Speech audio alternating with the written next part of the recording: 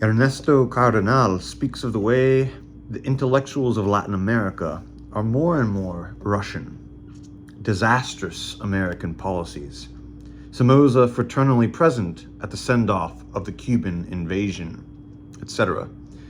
The important thing is to keep alive the concept of a third world, genuinely free and peaceful and not committed to power politics based on a nuclear threat.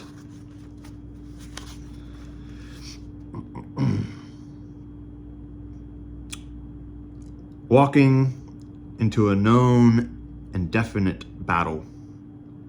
May God protect me in it. The Catholic worker sent out a press release about my article, which may have many reactions, or may have none. At any rate, it appears that I am one of the few Catholic priests in the country who has come out unequivocally for a completely intransigent fight for the abolition of war, for the use of non-violent means to settle international conflicts. Hence, by implication, not only against the bomb, against nuclear testing, against Polaris submarines, but against all violence. This I will inevitably have to explain in due course. Non-violent action, not mere passivity. How I am going to explain myself and defend a definite position in a timely manner when it takes at least 2 months to get even a short article through the censors of the order is a question that I cannot attempt to answer. In a way, I think the position of the order is in fact unrealistic and absurd. That at a time like this, no one in the order should seem to be concerned with the realities of the world situation in a practical way. That monks in general, even those who can speak out fully, are immersed in little scholarly questions about medieval writers and texts of minor importance even to scholars, and this in the greatest moral crisis in the history of man. This seems to me incomprehensible, especially when it is the definite policy of the Cistercian order to impede and obstruct every expression of concern, every opinion in published written form that has reference to the crisis. This seems to me extremely grave. The futility of taking the issue up and solving it is evident. I talked to Father Clement, the Abbot General's secretary, about it, and it was like talking to a wall. Total incomprehension and lack of sympathy. The General himself is more understanding, and Dom James, too, sees the point somewhat. They surprisingly released original child bomb after the censors had definitively blocked it. And the Jesuit who condoned, even apparently encouraged, the business of sitting in your fallout shelter with a machine gun to keep others out. This is the best Catholic theology has had to offer in this country, so it appears. At least I feel clean for having stated what is certainly the true Christian position. Not that self-defense is not legitimate, but there are wider perspectives than that, and we have to see them.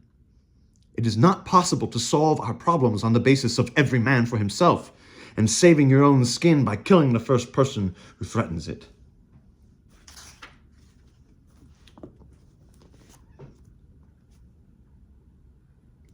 The key to the interpretation of history is historical activity, says Tillich. One of the statements that reflects a Marxist influence, but I agree. Yesterday I finished an article on peace, Christian duties and perspectives. Discussed it a little with the novices, which was a good idea. It will certainly not please many people. I am disturbed by the development of things in this country where so many people get their living from war industries and are consequently not disposed to see or understand a real need for disarmament. It is to their interest to believe that the way to peace is the accumulation of nuclear weapons. This is disastrous. Someone, Father Albrecht, wisely remarked that if the Russians wanted to ruin America, all they would have to do would be to agree to all disarmament plans and go ahead with them. The American economy would collapse. It is a frightful thing to live in such an economy. Everyone who participates in it runs the risk of being guilty. Again, I am faced with the fact that people in general do not want to face all this, do not want to talk about it or think about it. As a result, when things suddenly become hot, they run around in desperation building fallout shelters. convinced again that I must set everything aside to work for the abolition of war, primarily, of course, by prayer. I remain a contemplative. As for writing contracts, letters, that kind of effort, here it seems to me everything should yield first place to the struggle against war. This means, first of all, getting into contact with the others most concerned. I noticed among some of the Baptist students at least a surprising frankness in questioning the ultimate validity of so many assumptions made today about the American way of life, especially as to whether it has anything particularly Christian about it. I believe there is an immense doubt moving through the nation, and because of this doubt, indecision and guilt. We do not really believe that we are what we say we are, and we are honest enough to be disturbed by this, a weakness which evidently the Russians do not share. Yet they do. The de-Stalinization campaign is bringing this out.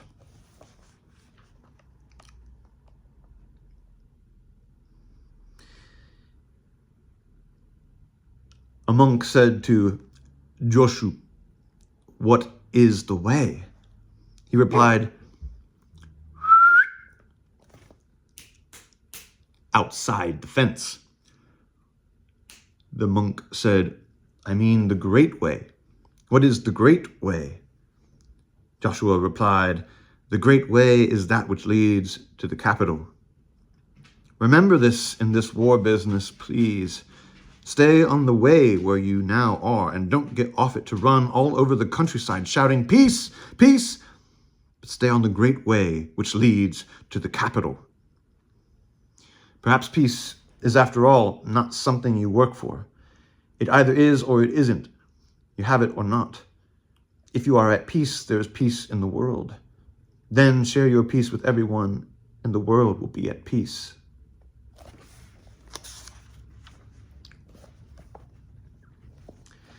We realize too little the actual substance of the church's idea about war. In being obedient, we submit to the prejudices of fat men with vested interests, assuming that this is what a Catholic has to believe. And we humbly try to put forward a little truth that will fit this scandal and be acceptable to all. Like Cardinal Spellman talking at a supposed peace rally in Washington and ranting against the aggressive designs of Russia. I must pray more and more for courage, as I certainly have neither the courage nor the strength to follow the path that is certainly my duty now. With the fears and rages that possess so many confused people, if I say things that seem to threaten their interests or conflict with their obsessions, then I will surely get it. It is shocking that so many are convinced that the communists are about to invade or destroy America. Christians who think the only remedy is to destroy them first. Who thinks seriously of disarming? For whom is it more than a pious wish beyond the bounds of practicality? I need patience to listen, to learn, to try to understand, and courage to take all the consequences and be really faithful. This alone is a full-time job. I dread it, but it must be done, and I don't quite know how. To save my soul by trying to be one of those who spoke and worked for peace, not for madness and destruction.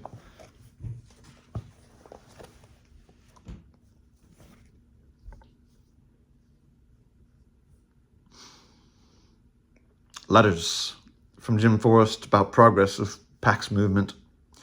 No bishops are to be among the sponsors. I am one, Lax and Rice and Father Hovda and some others I know. Letters, again, from Lax, from Archbishop Roberts, his difficulties after having been denounced to the Holy See by Archbishop O'Hara. If you want to espouse the cause of peace, it is not just a matter of speaking out, but also of exhausting yourself uselessly in endless political maneuvers. Does this make sense? No, but it may be necessary and inevitable. Dorothy Day, talking desperately and meeting only indifference.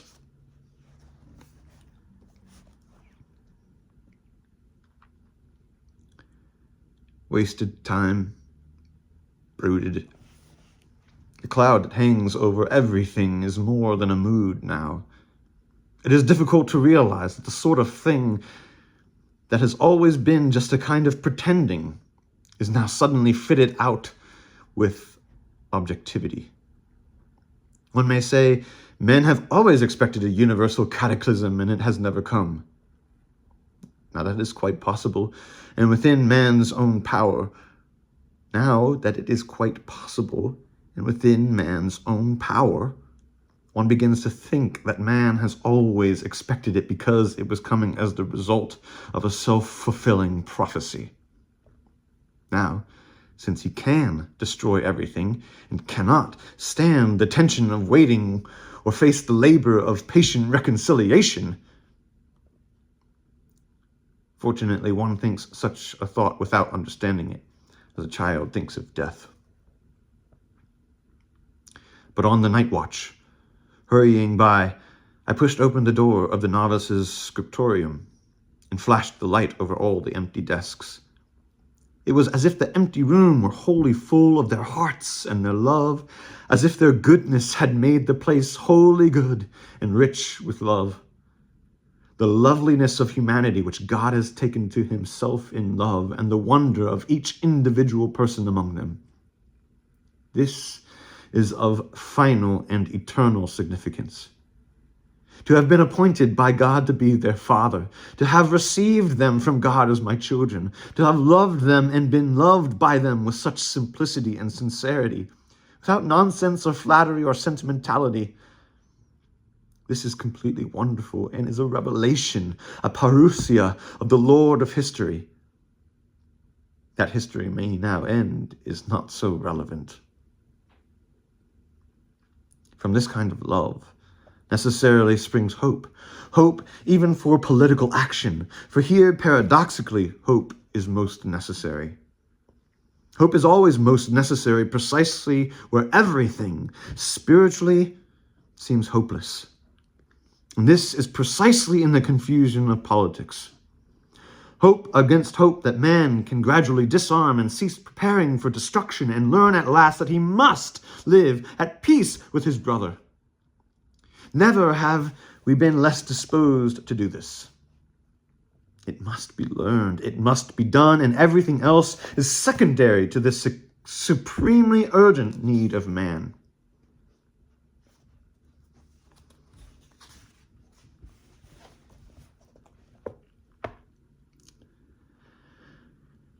In this morning's nocturne, clama in fortitudine qui annuntias pacem in Jerusalem.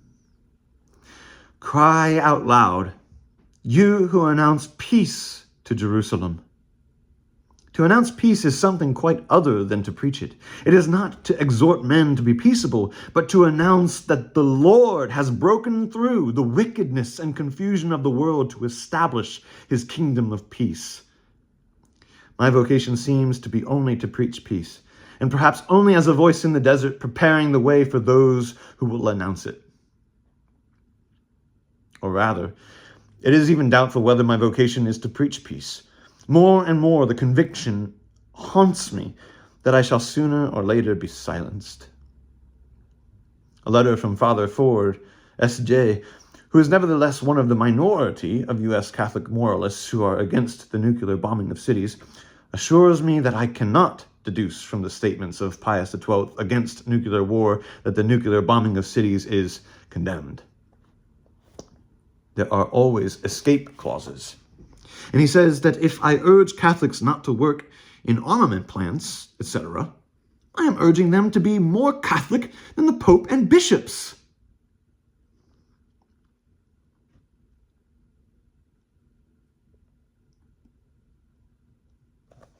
About peace.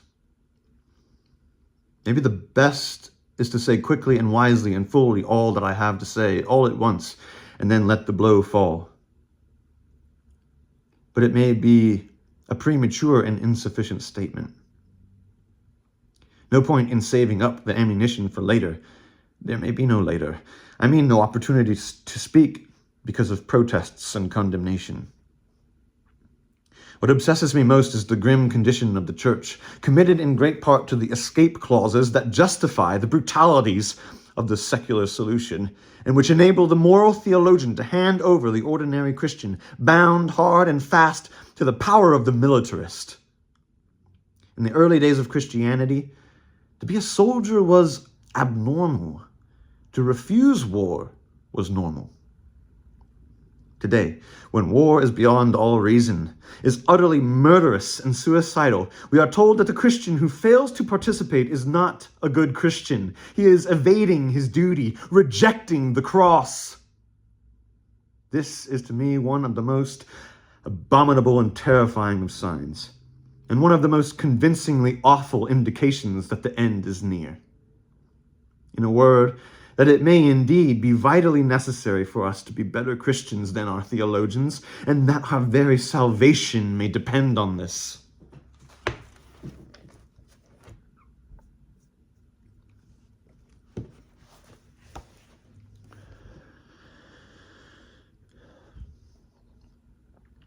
In the offices lately, I have been struck by the word majestas, majesty. The anguish of the word peace in our offices, and the realization that it is totally serious and perfectly simple. Above all our confusions, our violence, our sin, God established his kingdom no matter what the world may do about it. He sends the Prince of Peace. The message of Christians is not that the kingdom might come, that peace might be established, but that the kingdom is come and that there will be peace for those who seek it. Multiplicabitur eos imperium et pacis non erit finis. His reign shall increase, and there will be no end to peace. And this morning I was particularly struck by the 8th responsory. Intuemini qui natus sit iste qui ingreditur ad sarvandis gentes, ipse est rex justitiae cuius generatio non habit finem. Behold who is born, who comes to save the peoples. He is the King of justice, whose line will have no end. Who he is, that comes to save the world. I have not known him. I have not realized the meaning and power of his presence in the world, nor sufficiently believed in his message of salvation. Endlessness, power above and beyond time's majestas, peace in the light of that all-powerful and tranquil majesty. The patria celestis, heavenly country. A monk is one who hastens to his homeland, there to find Christ whom he has loved and served on earth. Quis ad patriam celestem festinas, who are hastening toward the heavenly country. More and more I must lighten the weight of the baggage. Opposition between the militia mundi, soldier of the world, and the militia Christi, soldier of Christ.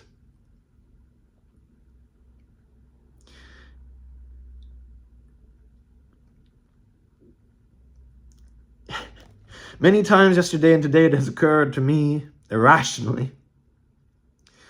What if this were your last Christmas? A thought not to be toyed with, because of the temptation to accept war and destruction with fatalism and indifference.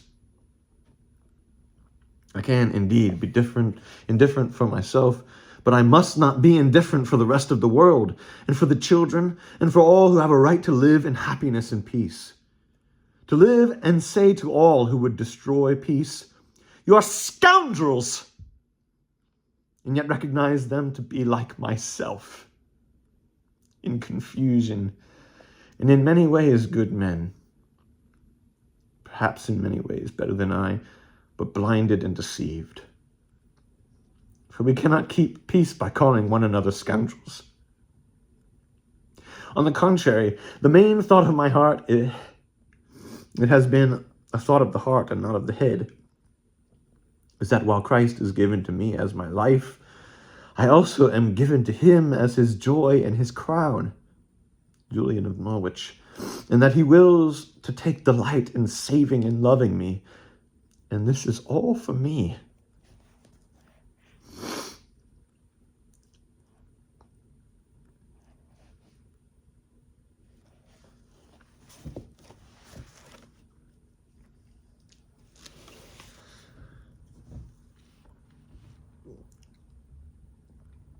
Our Lady, Queen of Peace and Mother of Peace himself, pray for us.